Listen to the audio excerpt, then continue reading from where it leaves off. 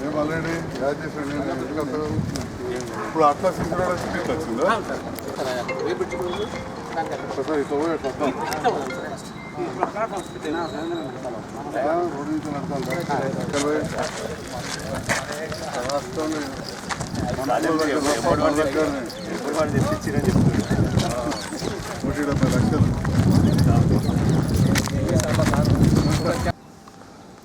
జైత్యాల జిల్లా కేంద్రంలోని Chalgal market yard గత 10 సంవత్సరాలలో ప్రతి సంవత్సరం కూడా అభివృద్ధి కార్యక్రమాలు చేయడం జరుగుతూ ఉంది. మొదటి 4.5 సంవత్సరాలు తెలంగాణ రాష్ట్రం ఏర్పడిన తర్వాత దాదాపు 1 కోటి రూపాయలు పెట్టి అప్పుడు బాత్రూమ్లు కావచ్చు, టాయిలెట్స్ కావచ్చు, సీసీ రోడ్స్ 85 లక్షలు ప్లస్ ఇంక కొత్త ట్యాక్స్ వచ్చినాయి. 1 కోటి రూపాయల పైన ఇది కార్యక్రమాలు చేసినాం. అప్పుడున్న నాయకులు కూడా నాకు సహకరించారు. ఇక్కడ స్థానిక నాయకులు కావచ్చు, రాష్ట్ర స్థాయి నాయకులు. ఎందుకంటే చేసిన వాళ్ళే ఎప్పుడు కూడా మనం చెప్పుకోవాలి. రెండవసారి నన్ను జగిత్యాల ప్రజలు అరే ఓడిపోయే రాష్ట్ర స్థాయి నాయకులను మాట్లాడి పనులు చేస్తున్నాడు, గెలిపిస్తే బాగవుతుందని చెప్పి సామాన్య కార్యకర్త నుంచి గ్రామ, మండల, నియోజకవర్గ, రాష్ట్ర స్థాయి నాయకులు నాకు అండగా నిలబడి గెలిపించినందుకు నేను మరొకసారి హృదయపూర్వక ధన్యవాదాలు. నాకున్న అవకాశాన్ని సద్వినియోగం చేసుకొని అప్పటి ప్రభుత్వ నడుపుతున్న అధినేతను, మంత్రులను, అధికారులను, ముఖ్యంగా అధికారులు, ఎందుకంటే ప్రతిదీ కూడా చేయాలంటే అధికారులు సమన్వయం ఉండాలి. సమన్వయం చేసుకొని వేరే మార్కెట్ కమిటీలలో ఎక్కడ డబ్బులు వినియోగించుకుంటూ లేకుంటున్నాయని తెలుసుకొని మరి ఆ నిధులు కూడా అప్పుడు పెద్దలు దామోదరరావు గారు, మిత్రుడు రవీందర్ రెడ్డి గారి సతీమణి మా రాధా చైర్మన్ గారు, మా వైస్ చైర్మన్లు, డైరెక్టర్లు, ఇక్కడ మా సెక్రటరీ ఏడి ప్రకాష్ గారు, ఇక్కడ నుండి పెడితే జాయింట్ డైరెక్టర్ మల్లేశముడు, మన మేడం లక్ష్మీబాయి మేడం గారు ఆఫీస్కు డైరెక్టర్, అదేవిధంగా మార్కెటింగ్ మంత్రి అయిన హరీష్ రావు గారు, ఈ రకంగా అంచెలుగా వెళ్ళి దాదాపు 8 కోట్ల రూపాయలు తీసుకొచ్చి 1,00,000 చదరపు గంట షెడ్ వేసి, ఆ తర్వాత నాకు ఈ చలిగల్ మార్కెట్ పైన పూర్తి అవగాహన ఉంది. ఇది వాలంతరీ, అంటే ఒకవైపు ఇరిగేషన్ సంబంధించింది, రెండవది వ్యవసాయానికి సంబంధించిన రీసెర్చ్ నడుతుంది. వాలంతరీ సంబంధించి అప్పుడు ఈ కాలువల మంత్రి కావచ్చు, వ్యవసాయ శాఖ మంత్రి రెండు కూడా మా కుటుంబానికి బాగా దగ్గర వారే చొక్కారావు గారు ఉండి, అప్పుడు మీరు గూగుల్లో చూస్తే వెళ్తుంది 74లో ఎవరు మంత్రి అని. ఆ 74లో ఈ వాలంతరీ ఏర్పడచ్చారు కదా. అప్పుడు ఈ స్థలాన్ని ఇచ్చిన రైతులకు కూడా మరొకసారి ఇక్కడ హృదయపూర్వక ధన్యవాదాలు తెలియదు. ఆ రైతులు ఏదైతే దాదాపు 100 ఎకరాలు ఇచ్చిండ్రో దాంతో తర్వాత రీసెర్చ్ ఫామ్తో పాటు అప్పుడున్న స్థానిక నాయకులు, రాష్ట్ర నాయకులతో ఇక్కడ ఒక వ్యవసాయ మార్కెట్ ఏర్పాటు చేయడం, రాజీవ్ గాంధీ పేరు పెట్టడం, కొన్ని షెడ్స్ కడితే మళ్ళీ కూడా ప్రభుత్వం వచ్చిన తర్వాత కొన్ని గోడౌన్స్ కట్టాం.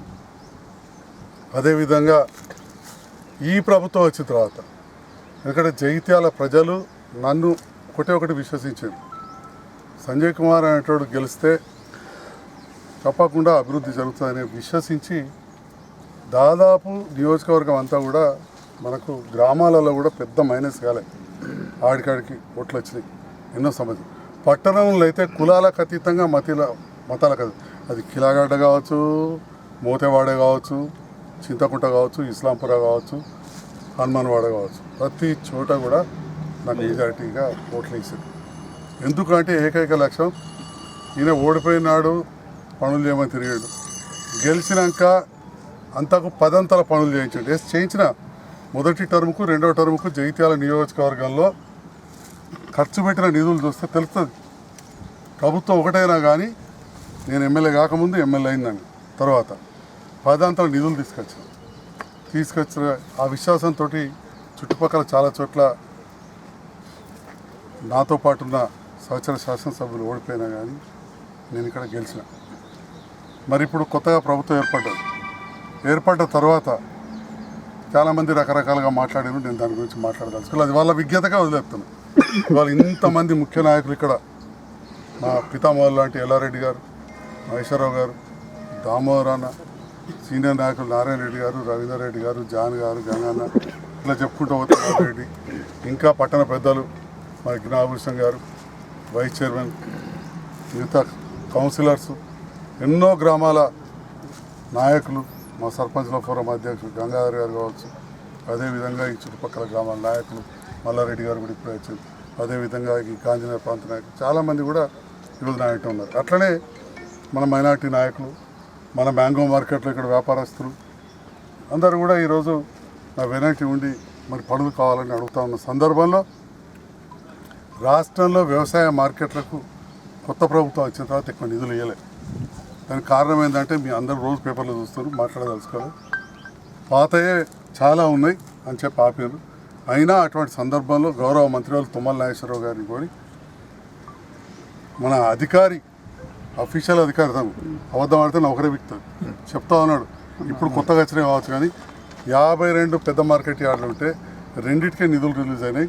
అందులో మన జగిత్యాల వ్యవసాయ మార్కెట్, రాయకల్ మార్కెట్ అని చెప్పడం జరిగింది. మరి జగిత్యాల వ్యవసాయ మార్కెట్లో ఈరోజు 1,70,00,000 రూపాయల పనులు జరిగినాయి. చూస్తున్నారు బ్రహ్మాండమైన ప్లాట్ఫామ్లు. ఇది రైతుల కోసమే. రైతు బిడ్డ అయిన గౌరవ ముఖ్యమంత్రి రేవంత్ రెడ్డి గారి నేతృత్వంలో రైతులకు అన్యాయం జరగదు అని చెప్పి ఈ సందర్భంగా తెలియజేస్తా ఉన్నాం. కొన్ని ఇబ్బందులు ఎదురవుతున్నాయి, ఆర్థిక ఇబ్బందులు మనం చూసినాం. నేను చెప్పిన మొన్న వ్యవసాయ అధికారులకు ఎంత రుణమాఫీ అయింది కూడా విలేజ్ వైజ్ డీటెయిల్ తీయమన్నా. పోయిన 10 ఏళ్ళలో ఎంత అయింది, ఇప్పుడు ఎంత అయింది విలేజ్ తీయమని చెప్పి ధైర్యంగా చెప్పిన తీయమని చెప్పి. కాబట్టి 10 సంవత్సరాలలో ఎంత రుణమాఫీ చేసినామో వచ్చిన మొదటి సంవత్సరం అంత 21,000 కోట్ల రుణమాఫీ చేయడం అనేది పెద్ద విషయం. దాంట్లో కొన్ని సమస్యలు ఉన్నాయి, ఇంకా కొందరు రాలేదు, అసంతృప్తి, అవి తీరుతాయి. అట్లే రైతు బంధు విషయంలో కూడా తప్పకుండా ప్రారంభమైంది. 3 ఎకరాల వరకు వేసింది. మిగతా వాళ్ళకు కూడా తప్పకుండా వస్తాయని చెప్పి నేను పూర్తిగా విశ్వసిస్తున్నా, వస్తాయి కూడా. అంటే ఈ రకంగా రైతు పక్షపాతైన రేవంత్ రెడ్డి గారి నేతృత్వంలో మరి మార్కెట్ యార్డ్ రైతులకు ఏదైతే ఉపయోగపడుతుందో దాన్ని ఇలా బ్రహ్మాండంగా అభివృద్ధి చేసుకుంటున్నాం. చాలామంది మాట్లాడుతూ ఉంటారు, సొంత పనులకు అయిందని కూడా అంటాడు, లేకపోతే షాడో కాంట్రాక్ట్. ఈ కాంట్రాక్టర్ కూడా నాకు తెలియదు. ఇప్పుడే సెక్రటరీ గారు నేను ఎవరో కాంట్రాక్టర్, మీరు కావాలతో తెలుసుకోరు ఆ కాంట్రాక్టర్ నాకు కలిసిండా అని. కలిస్తే తప్పు కూడా లేదు. అధికారులు ఖచ్చితంగా ప్రజాప్రతినిధిగా కలవాలని కోరుకుంటారు, ఎవరైనా కోరుకుంటారు. కానీ మనం అంతా పారదర్శకంగా పోతున్నాం. ఇప్పుడు పక్కగా సర్పంచ్ గారు కనబడరు, మాజీ సర్పంచ్ లక్ష్మీపూర్లో సీడ్ ప్రాసెసింగ్ ప్లాన్ ప్రభుత్వం పోయిన తర్వాత కూడా ఆయన బీఆర్ఎస్ నాయకుడే కావచ్చు, ఆయన తీసుకొని సీడ్ ప్రాసెసింగ్ చైర్మన్ గారి దగ్గరికి పోయినాం, అన్వేష్ రెడ్డి గారి దగ్గరికి, వ్యవసాయ శాఖ మంత్రి గారి దగ్గర 1కి 4 సార్లు తిరుగుతున్నాం. పనులు నడుతున్నాయి. కొంత నత్తనాటకలు కావచ్చు, ఎందుకంటే పాత డబ్బులే చాలా రాలే, కాంట్రాక్టర్ ఇబ్బంది పడుతున్నాడు. ఈ రకంగా అభివృద్ధి అనేది ఆగకుండా ఇటు వ్యవసాయ మార్కెట్లలో కావచ్చు, వ్యవసాయానికి సంబంధించినంత వరకే నేను ఇక్కడ చెప్తా ఉన్నా. ఇవన్నీ కూడా జరుగుతూ ఉన్నాయి. తప్పకుండా రేపటి నాడు ఆ రోలవాగ్ ప్రాజెక్టుది కూడా చాలా సీరియస్గా దాన్ని ప్లాన్ చేస్తూ ఉన్నాం. అతి త్వరలో షటర్లు పెట్టే విధంగా ఈ వర్షాకాలకు నీళ్ళాగేదానికి అన్ని కార్యక్రమాలు చేస్తున్నాం. ఈరోజు ఈ వ్యవసాయ మార్కెట్ పరిశీలించడానికి వచ్చిన సందర్భంలో చాలామంది ముఖ్య నాయకులు వచ్చారు. ఇక్కడ మా చెల్లపల్లి సర్పంచ్ అందరూ కూడా ఇక పేర్లు ఒకటి చెప్పుకుంటూ పోతే చాలామంది ముఖ్య నాయకులు, మా ఎంపీపీ గారి కొడుకు, మా రామాజీపేట సర్పంచ్ అందరూ కూడా వచ్చారు. పాత్రికేయ మిత్రులు కూడా ఈరోజు పిలవగానే వచ్చారు. మీ అందరూ కూడా హృదయపూర్వక ధన్యవాదాలు. మా తాజా మార్కెట్ కమిటీ డైరెక్టర్లు అందరూ కూడా రావడం జరిగింది. తప్పకుండా ఏదైతే ఇంకా అభివృద్ధి చేయాలో చేస్తాం. నేను మ్యాంగో సీజన్ స్టార్ట్ అవుతుంది. ఈ స్టార్ట్ అయ్యే ముందు మొరం కావాలన్నారు, కొంత పోయించింది, కానీ పైసలు కూడా కావాలి. ఏదైతే మార్కెట్ ఫీజు మన ట్రేడర్స్ 10 లక్షలు బాకీ ఉన్నారో తప్పకుండా తొందరగా 10 లక్షలు ఇస్తే మొత్తం క్లీనింగ్ చేయించి గ్రావెల్ చేయిస్తారు. వరి పంట వస్తున్నది కాబట్టి బ్రహ్మాండమైన ప్లాట్ఫామ్ చూసి 1,70,00,000 ఎప్పుడు కూడా ఇంత పెద్ద ప్లాట్ఫామ్ చేయలేదు. ఏ వ్యవసాయ మార్కెట్లో కూడా లేదు. నాకు తెలిసి పాత వ్యవసాయ మార్కెట్లో కూడా ఇంత పెద్ద ప్లాట్ఫామ్ అన్ని ఏళ్ళలో 30, 40, 50 ఏళ్ళలో కాలే. ఇక్కడ కూడా కాలే. ఉన్నదే ఇంత పెద్ద ప్లాట్ఫామ్ కాలేదు. మరి ఇన్నేళ్లలో రైతులకు లేని ప్లాట్ఫామ్, వర్షం వస్తే తడవకుండా ఉన్న ప్లాట్ఫామ్లు, లారీలు వస్తేందుకు దిగబడకుండా రోడ్లు, ఇవన్నీ కూడా వేయించడం జరిగింది. ఇది కళ్ళారా మా పాత్రికేయ మిత్రులు కూడా చూస్తూ ఉన్నారు, రైతు నాయకులు చూస్తున్నారు, పెద్ద నాయకులు.